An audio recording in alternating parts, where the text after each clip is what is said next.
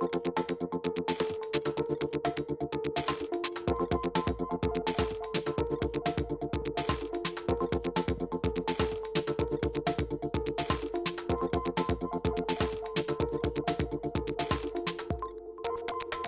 tal? Saludos, muy buenas noches, bienvenidos a Vía V. Es lunes 28 de octubre. Darío Villanueva, muy buenas noches. Buenas noches. Bueno, secretario general de la Real Academia Española, institución que celebra en estos días su 300 aniversario. ¿Con qué salud llega la RAE a este cumpleaños?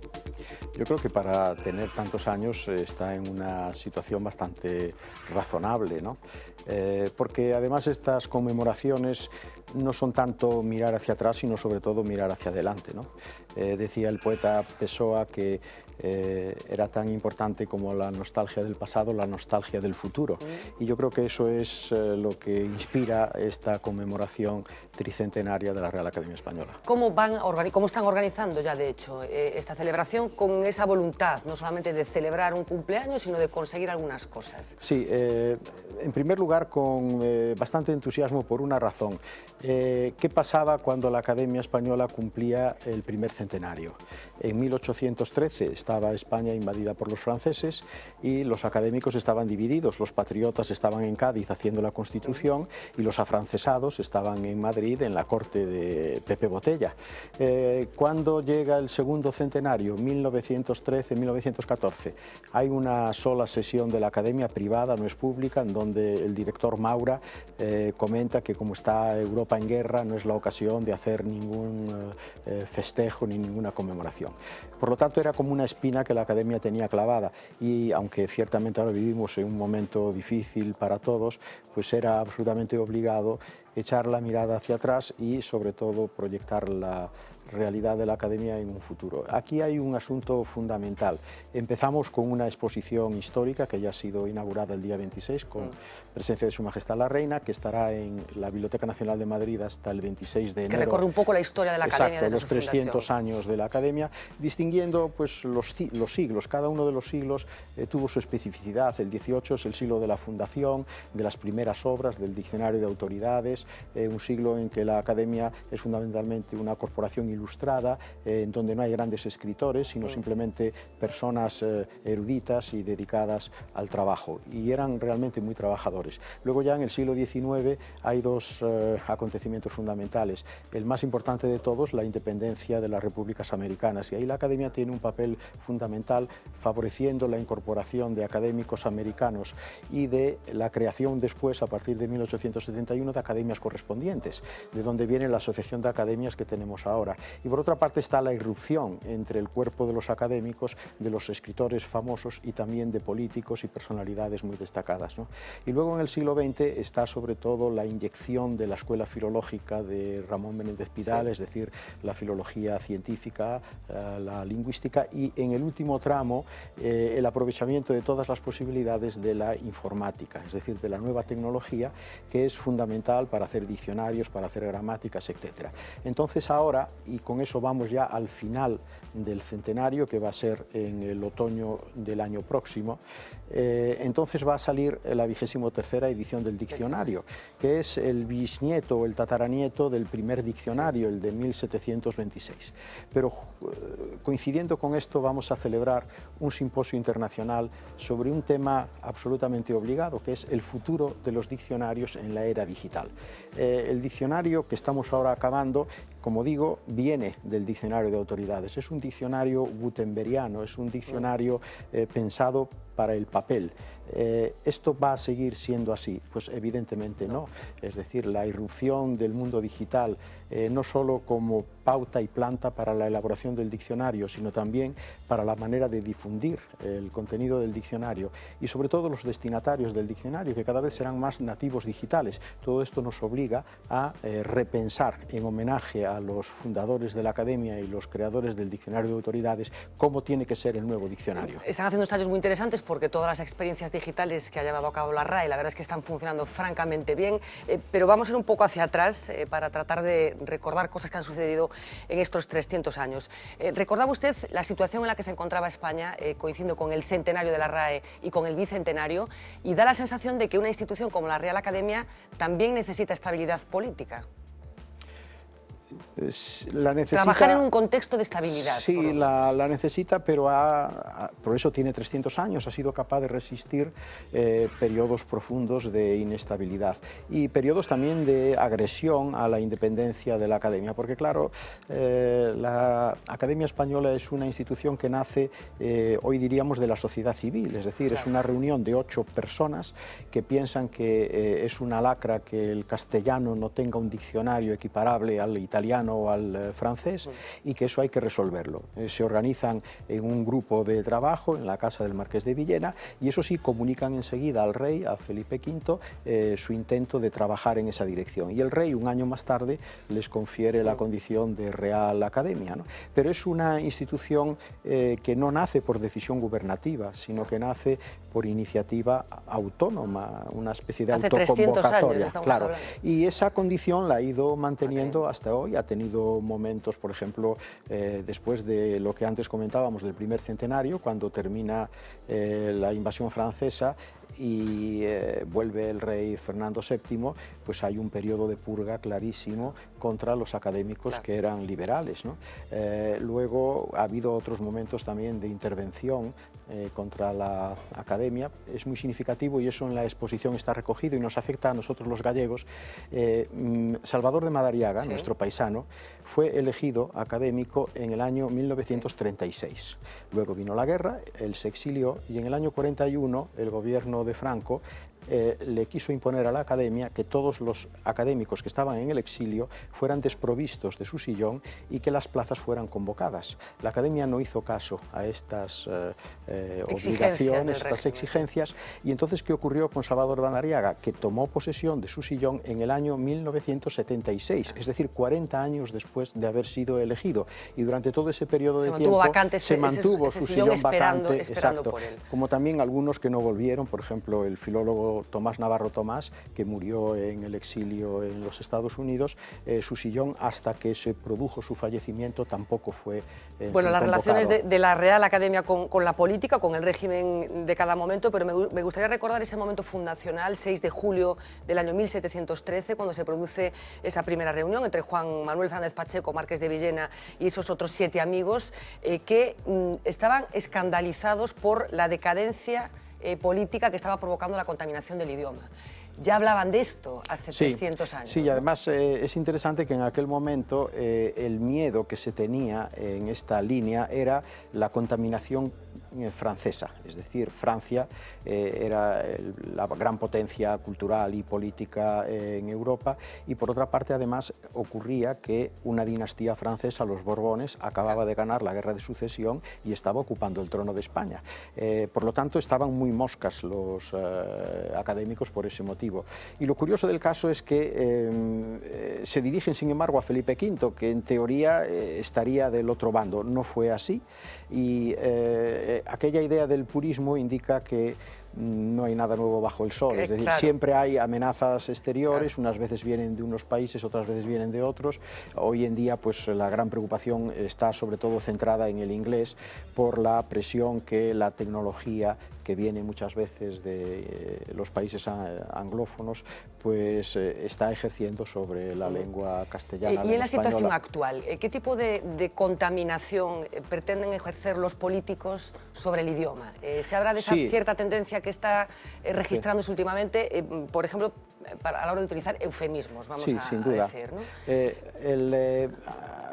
Hace poco en un viaje aproveché para releer la novela de Orwell, 1984. Sí, y es la neolengua, es exactamente, eso se está cumpliendo. Bueno, igual que se están cumpliendo otras cosas de Orwell, por ejemplo, parece ser que en Venezuela acaba de crearse un ministerio que se parece mucho al ministerio de la felicidad, de aquella, en fin, aquella utopía de Orwell, ¿no? Sí, el eufemismo es un mecanismo lingüístico que siempre ha existido, no existe solo en relación a lo desagradable de la sociedad y la política, política, sino también lo desagradable de la fisiología, de los cuerpos, etcétera, ¿no? Y el idioma se contamina, hay una tendencia a contaminar de lo malo de la cosa lo bueno de la palabra, y la palabra se desgasta y tiene que ser sustituida, ¿no? Pero en política está habiendo una tendencia muy intensa a no llamar las cosas por su nombre, sí. Confundiendo extraordinariamente la realidad. La lengua tiene que reflejar la realidad. Yo siempre menciono, por ejemplo, como un caso de esto que a mí me tiene francamente asombrado, el crecimiento negativo, ¿no? Claro, el crecimiento negativo es como hablar del hielo caliente, es un oxímoron. Claro. Las dos palabras se destruyen la una a la otra, ¿no? En vez de decir simplemente de crecimiento, en fin, que es lo que hay que decir. Y detrás hay un intento vano, pensar que porque cambiemos las palabras las realidades se cambian. Eso no ocurre, ya lo sabemos. Vamos a hacer un pequeño recordatorio de algunos de esos eufemismos que la verdad es que de forma sistemática últimamente, coincidiendo con la crisis económica, salen de las bocas de los políticos. Señora diputada, es verdad que muchos jóvenes y no tan jóvenes han salido de España en busca de oportunidades por la crisis. Eso se llama movilidad exterior. Financiación europea para la recapitalización de los bancos. Una línea de crédito que las entidades financieras tendrán que devolver. Recapitalización de las entidades financieras que lo necesitan, nada más. Es, en definitiva, cambiar la ponderación de impuestos en términos, en claves europeas. El Gobierno lo que está planteando es una modificación de la estructura de la imposición en España. Es un gravamen sobre la regularización de activos que están ocultos, señorías, que están ocultos. Debemos reformar pues, la gestión de determinadas infraestructuras. Las pensiones siempre van a subir, es decir, las pensiones volverán a subir todos los años. Los presupuestos generales del Estado para el año 2014 son los presupuestos de la recuperación económica. Señor Villanueva, ¿funcionan los eufemismos? Porque supongo que esto forma parte, pusimos unos ejemplos, podríamos haber puesto muchos otros. Se hace con una intención de enmascarar la crudeza de lo que está sucediendo, pero ¿funciona a la hora de que el receptor perciba ese mensaje? ¿Consiguen el efecto deseado?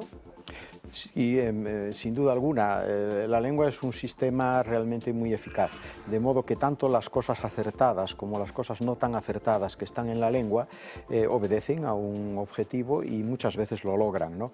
Lo que ocurre con los eufemismos es que el desgaste les llega enseguida a los términos eufemísticos y en poco tiempo tienen que ser sustituidos por otros, lo cual da lugar pues, a un ejercicio peligrosísimo de la imaginación lingüística y quizás también a confundir cada vez más en fin, al oyente o al hablante. De modo que yo no sé hasta qué punto un político, si dijera las cosas por su nombre, no conseguiría desautomatizar esa especie de bluff general y tendría éxito Hay algunos políticos que lo consiguen, hablando de manera muy clara, hablando claro, sí. Lo que tampoco significa esa exhibición de hablar llamándole al pan pan y al vino vino de manera sobreactuada, que a veces también en política resulta poco conveniente. ¿Y la crisis económica? ¿Cómo está modificando la forma que tenemos de hablar y hasta qué punto va a permanecer o son bueno, cosas coyunturales fruto de la situación? Sí, hace 2 meses The New York Times me hizo una entrevista sobre este tema que además recogió muy bien en las páginas norteamericanas, ¿no? Y estaban muy intrigados por saber, dado que en Estados Unidos existe la percepción de que la situación económica española era fatal, en qué medida el idioma estaba reaccionando a esto. Y yo les dije que nosotros teníamos un fondo de armario de términos relacionados con la crisis, con el malestar económico, que no habíamos tenido más que abrirlo y empezar a sacar palabras que estaban ahí arrumbadas, ¿no? Efectivamente, eso sí, lo que ocurre es que ahora pensamos continuamente en términos de la crisis económica que antes no estaban en nuestra relación habitual con el idioma, ¿no? La prima de riesgo es algo que es una suma de significados, prima ya sabemos lo que significa y riesgo también. existía como tal concepción, pero era propia de los economistas. En cambio, ahora todo el mundo se levanta con la prima de riesgo y a lo largo del día le dan varias informaciones de cómo va, como cuando alguien tiene a un pariente en el hospital y le pasan noticia de cómo va su fiebre. El parte médico diario. Exacto. Hay un término que irrita especialmente sobre todo a las personas que se han visto afectadas por el fenómeno, que es el de preferentes. Muchos afectados que creen que el afán de engañar o el supuesto afán de engañar incluía el propio término que se estaba utilizando. ¿Cree que efectivamente tienen razón al pensar que la palabra ya inducía a creer que aquel producto era una cosa buena? Bueno, por lo que yo sé de este episodio tan triste, no era solo cuestión de una palabra, era más bien cuestión de un largo pliego de condiciones presentadas de manera quizás abstrusa, por no decir engañosa, de modo que al final, en vez de tomar una decisión por la lectura y la reflexión sobre lo que uno firmaba, funcionaba otro mecanismo lingüístico muy importante, que es la credibilidad del que oralmente te dice lo que está escrito en el papel.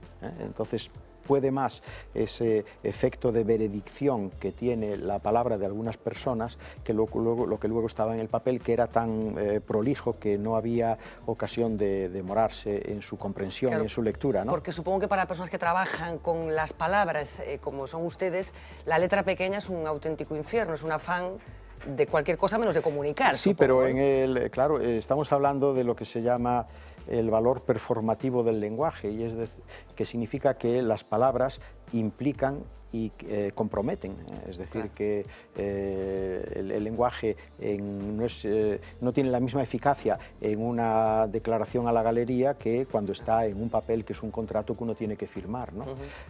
Ahí el valor de la palabra es extraordinario, ¿no? Bueno, volvamos al aniversario de la Real Academia Española. Estamos hablando de 300 años, muchísimos académicos que han pasado por ahí, y yo no sé con qué voluntad, con qué talante se han enfrentado los académicos en todo este devenir a su responsabilidad como miembros de la Academia. ¿Hay algún elemento común a todos ellos en épocas tan distintas? Porque 300 años supongo que han dado para mucho. ¿O algún personaje especialmente singular que demostrara, bueno, una apetencia principal por formar parte de ese grupo? Bueno, Fernanda, quizás lo que me preguntas, yo creo que el rasgo más común que se puede dar entre esos más de 300 académicos que ha habido es que todos han querido ser académicos, ¿no? No me consta que nadie haya sido llevado con una pareja de la Guardia Civil a la Academia. A partir de ahí supongo que son diferencias todo lo demás, ¿no? En primer lugar, por ejemplo, en la Academia actual hay un grupo muy importante de escritores, luego hay un grupo muy potente de lingüistas, luego están los estudiosos de la literatura, y luego hay pues personas que pertenecen a distintos ámbitos, desde periodistas a cineastas. Bueno, José Luis Borao ha muerto, pero luego hay gente del mundo plástico, gente de la arquitectura, de la historia, de la filosofía, de la economía, del derecho, etcétera, ¿no? Con todo eso se hace un abanico muy plural que obedece a una cierta lógica, ¿no? Todas estas profesiones tienen mucho que ver con el lenguaje, probablemente la que tiene más que ver es la creación literaria, porque los escritores son los que hacen del lenguaje una alquimia verdaderamente maravillosa. Yo en ese sentido me quito el sombrero ante ellos. La Academia tiene un lema: limpia, fija y da esplendor, y yo creo que el esplendor viene en gran parte por los escritores. De la aportación de los escritores. Exacto, exacto. Luego habrá otras funciones que también son necesarias, porque hoy en día, como se hizo el diccionario de autoridades en 1726, ya no se pueden hacer los diccionarios. Que por cierto, el ideador de la planta y el planteamiento del trabajo del primer diccionario era un gallego, Andrés González Barcia Carballido, que además estaba en el mismo sillón que yo ocupo, el D mayúscula. Ajá. Él fue el que diseñó y le distribuyó a los académicos las letras para que empezaran a trabajar cada uno en su casa, y don Fernando Bustillo le escribió al director una carta muy emocionante en que le dice: llevo 50 días en la cama con un ataque terrible de gota, hoy es el primer día en que he podido apoyar el pie en el suelo, pero tengo un problema y es que se me ha muerto la mula y no puedo ir a la academia. A ver si me pueden mandar otra mula.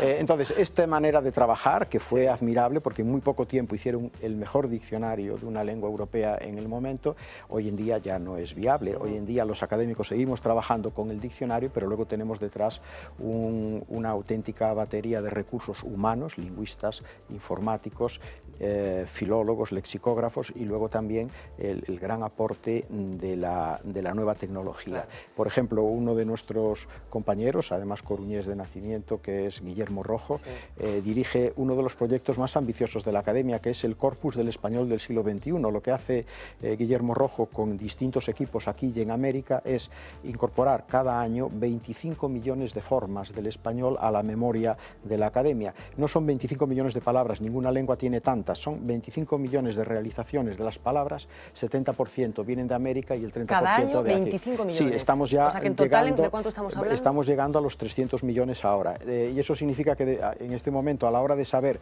la fuerza que tiene una palabra, en dónde se usa y en dónde no, qué acepciones le corresponden, tenemos ese abanico de muestrario que es auténticamente objetivo, ¿no? No cabe ya la subjetividad que quizás en otros casos sí que se traslucía. Y eso sería imposible sin las nuevas tecnologías, supongo. Sin duda alguna, claro. Una obra de esa envergadura. Claro. Igual que también la difusión del diccionario. Claro. Yo siempre lo digo y es un dato, me pasan todas las meses el estadillo. Nosotros estamos teniendo el diccionario en línea que se consulta en la red de manera gratuita, tiene una media de 40 millones de consultas al mes. Y además también nos indican qué palabras son las más consultadas. Y ha habido, ¿cuáles son? Bueno, pues ha habido un dato muy interesante.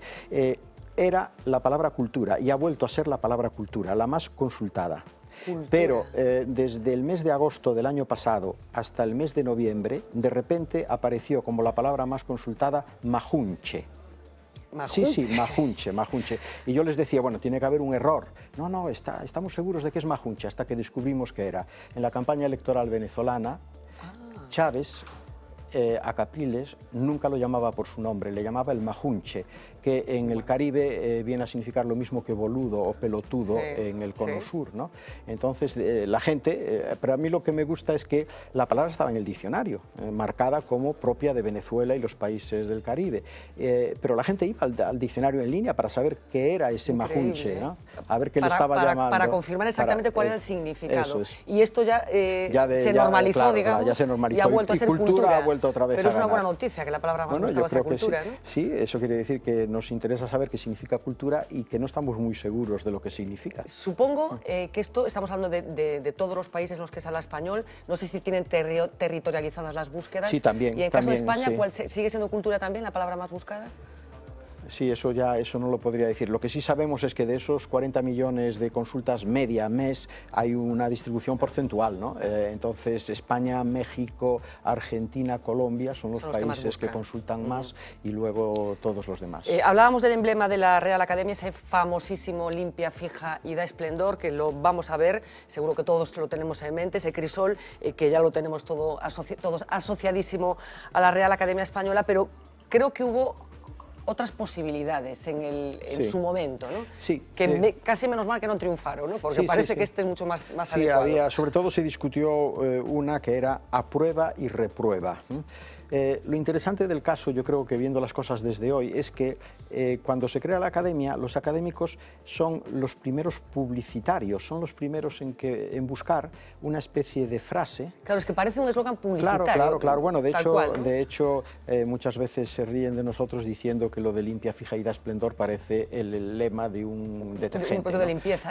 ¿No hicieron una campaña ahora coincidiendo con el...? La Academia de Publicidad hizo muy un spot muy irónico, muy muy humorístico, precisamente a raíz de esto, ¿no? Pero sí, la prueba es que esto les inquietaba, es que estuvieron, yo como secretario tengo las actas a mi disposición y hubo más de una docena de sesiones en las que se estuvo discutiendo la cuestión del lema. Y cuando llegaban a una especie de consenso sobre uno, decían, bueno, vamos a pensarnos lo mejor, esperemos. Y aparecía otro, ¿no? Pero los dos que se pelearon hasta el final fue este aprueba y reprueba o el limpia, fija y da esplendor. Sí. No lo imaginaríamos en estos momentos de otra forma diferente. Cosas que han sucedido en estos 300 años. Los discursos, por ejemplo, los famosos discursos inaugurales de la Academia. Hay auténticas piezas magistrales, pero no existieron siempre los discursos, ¿no? Los discursos empezaron a leerse a mediados del 19. Hasta entonces no. También cambiaron los procedimientos de elección de académicos, ¿no? Por ejemplo, el procedimiento actual, que consiste en que 3 académicos proponen a un candidato cuando hay una vacante y luego se produce una votación, esto es relativamente reciente. Por ejemplo, en el 19 podía uno postularse a sí mismo, ¿no? Que fue lo que pasó con Gertrudis Gómez de Avellaneda, una mujer eminentísima, hispano-cubana, una gran escritora y una mujer de un carácter verdaderamente admirable. Ella consideró que tenía méritos más que suficientes y tenía razón para ser académica y se postuló y envió una instancia con su currículum a la Academia. Y eso causó pues un auténtico shock y los académicos respondieron en aquel momento pues con una disculpa de mal perdedor, ¿no? Se reunieron y le contestaron que no estaba prevista la posibilidad de que una mujer fuera académica. Pero lo peor del caso es que este argumento de cuando doña Gertrudis fue el mismo que se utilizó contra Emilia Pardo Bazán 50 y tantos años después, ¿no? Sin otro tipo de razones, cuando las cosas habían evolucionado realmente ya bastante, ¿no? La presencia de las mujeres en la Academia ha sido la gran muesca en la historia de esta institución. Sin duda alguna. Hay que pensar que salvo doña Isidra de Guzmán y de la Cerda, que fue una académica honoraria en el 18, es decir, que las cosas empezaban razonablemente bien, pero luego se torcieron. La primera mujer académica fue Carmen Conde en el año 76. Pero ojo, hay que pensar que la primera mujer académica en Francia fue Marguerite Yourcenar en el año 82. Es decir, que, en fin, son procesos que tienen que ver con unas actitudes sociales.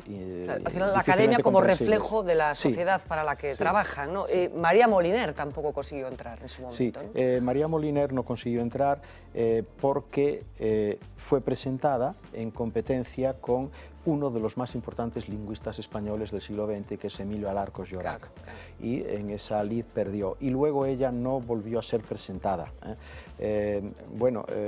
Hay una obra de teatro reciente, El Diccionario, sobre la historia de María Moliner, y en ella se cuenta la triste circunstancia de que María Moliner tenía ya un comienzo de una enfermedad degenerativa que quizás pudo haber sido la causa de que no la volvieran a presentar a la Academia. Decía antes que ningún académico rechazó, fue llevado por la Guardia Civil a la Real Academia, pero hubo alguno que creo que tenía una idea de que la Academia a lo mejor aceleraba la muerte, que era Jacinto Benavente, me parece. Sí, era una cuestión de superstición, ¿no? Él quiso ser académico, pero luego él pensaba que leer el discurso era casi como ponerse en la antesala del último momento, y demoró al máximo y de hecho no llegó a leer nunca su discurso, parece ser que por ese motivo, ¿no?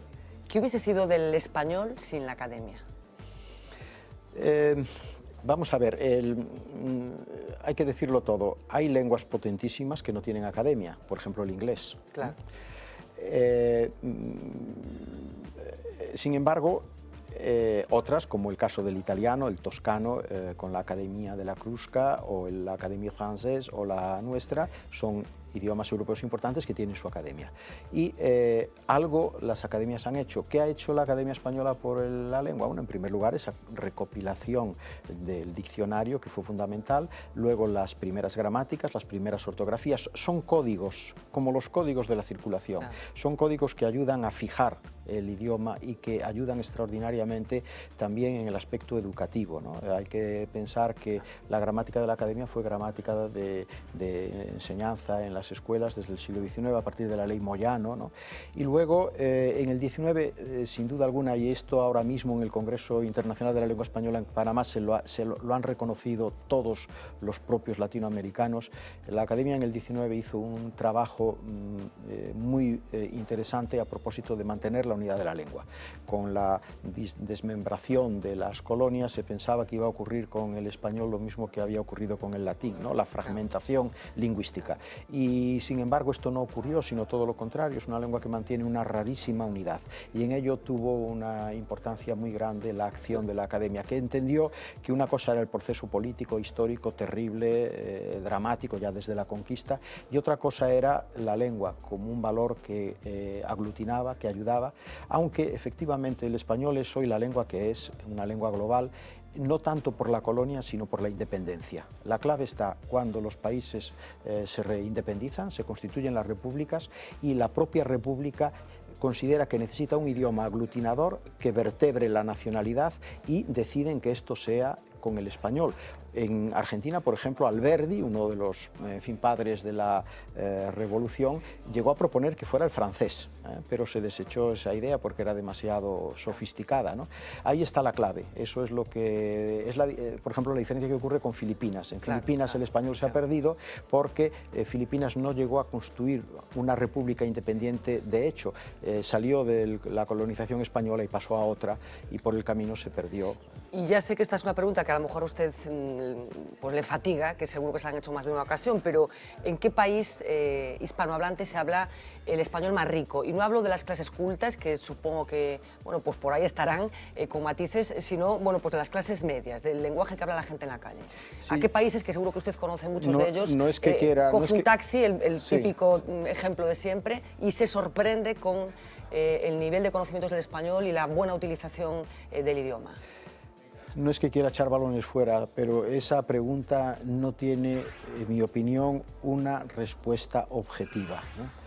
Intervienen muchísimos factores. En primer lugar, toda la gente de un país no habla de una misma manera, y en unos países las cosas van bien y en otros países las cosas van mal.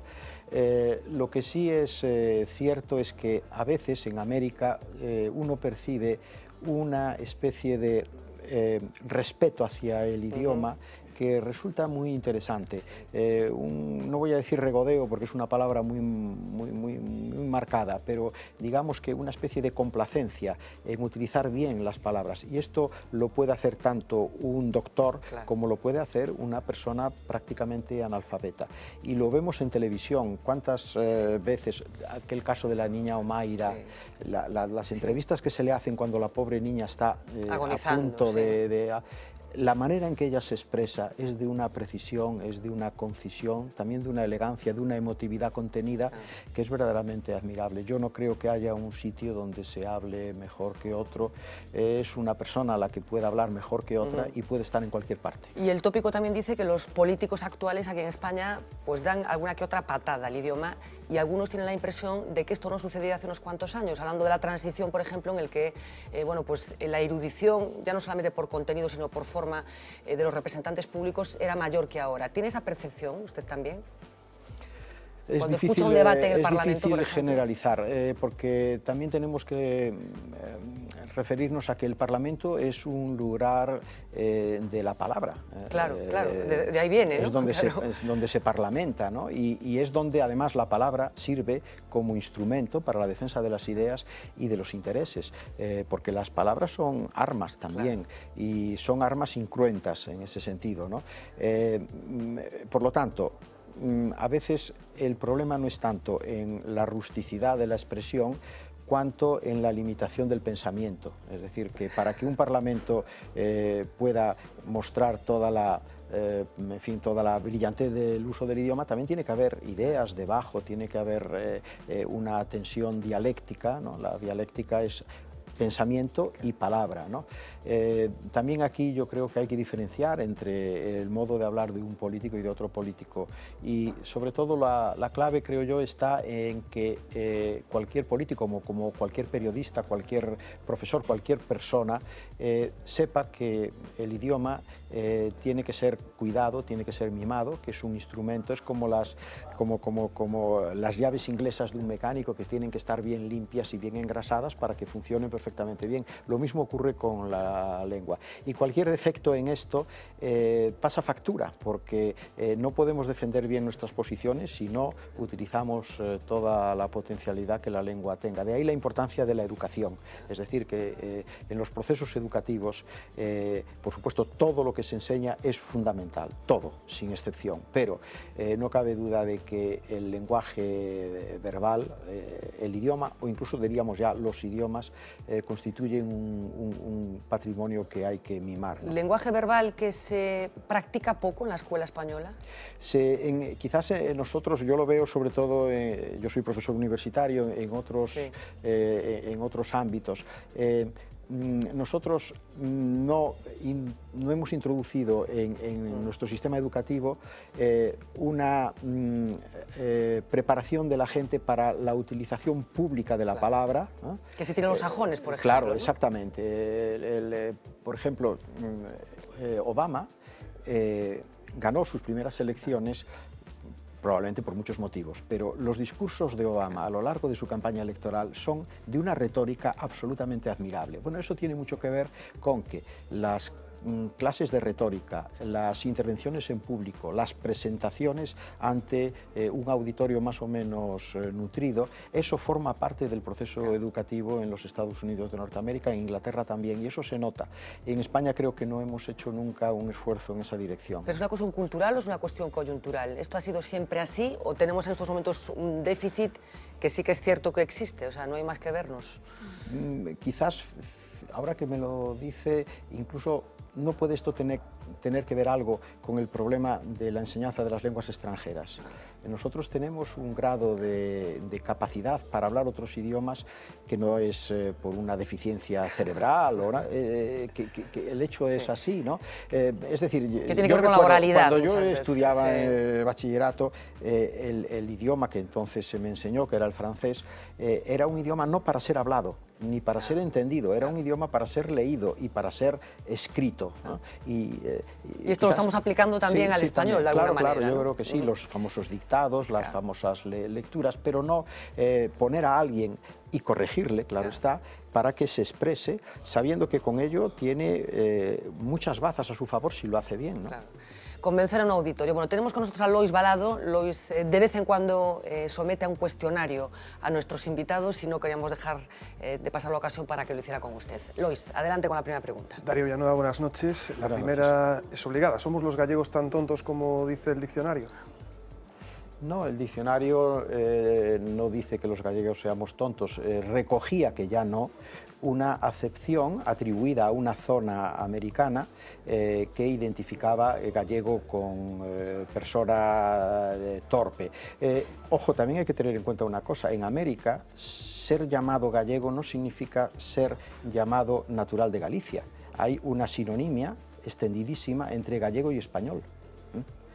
Pero, en fin, este es un tema muy interesante porque, evidentemente, el idioma sirve para lo bueno, pero también sirve para lo malo. Ya lo decía Aristóteles, las palabras sirven para lo justo y para lo injusto, sirven para lo conveniente y para lo inconveniente. Nosotros utilizamos las palabras para requebrar, para seducir, para, en fin, piropear, pero también utilizamos las palabras para insultar, para molestar, para ser injustos o para ser canallas, y eso está en el diccionario. De todas formas, esta pregunta, en concreto, esa acepción ha sido ya... Las palabras no son ni buenas ni malas, ¿no? Sí. No, son las cosas, ¿no? Y luego también hay palabras que están concebidas para hacer daño y para mostrar, en fin, la ofensa, el agravio definido, ¿no? Bueno, al menos en la edición electrónica sí que sigue apareciendo la definición como tonto en Costa Rica. No sé si... Sí, pero ya está corregida para la próxima edición del diccionario, que es la 23ª. La que saldrá en... Sí. Vamos con la segunda. La mayoría de los varones la mayoría de los miembros de la academia siguen siendo varones. Yo no sé si hablar bien sigue siendo cosa de hombres. No, en absoluto, todo lo contrario, ¿no? No creo que tampoco sea cosa de las mujeres, creo que hablar bien es algo que viene en la dotación genética de todos los seres humanos.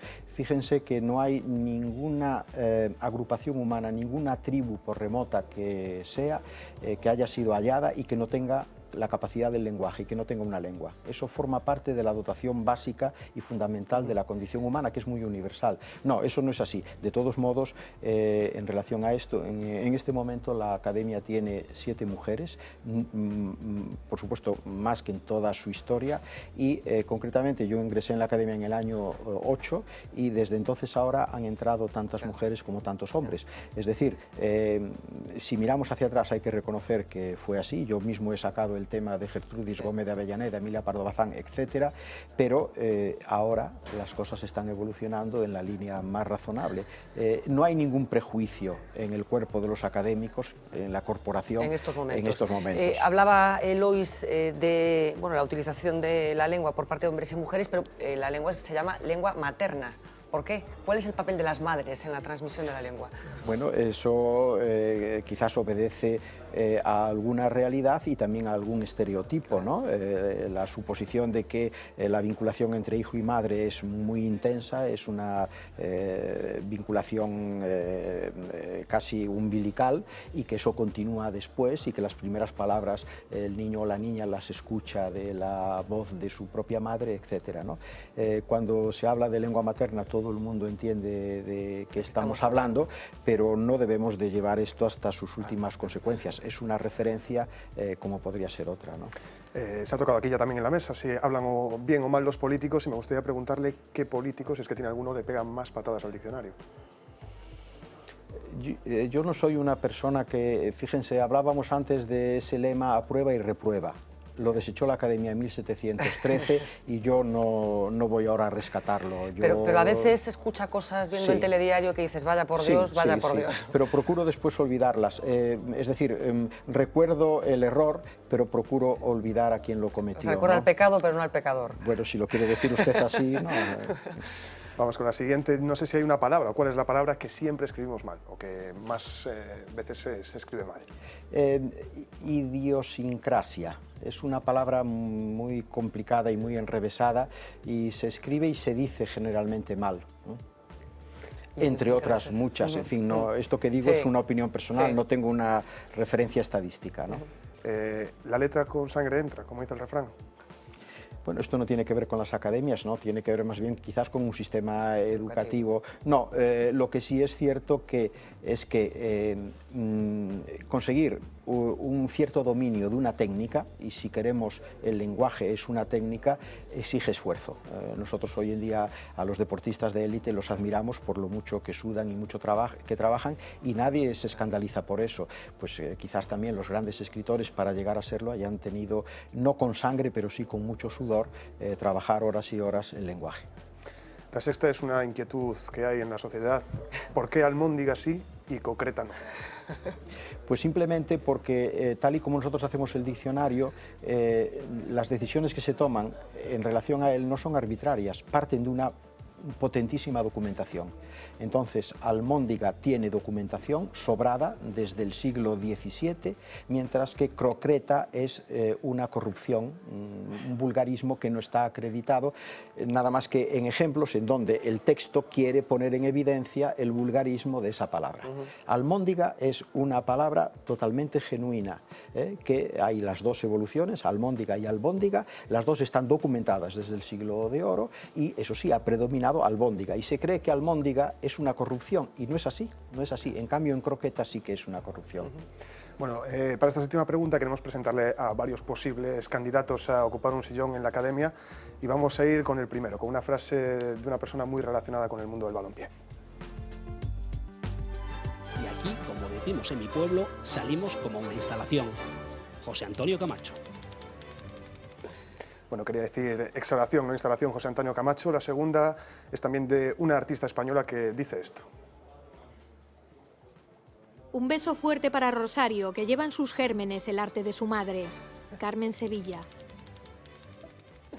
Bueno, Carmen Sevilla, que dice eso de gérmenes en vez de genes. Y para terminar, la auténtica actriz multidisciplinar de este país.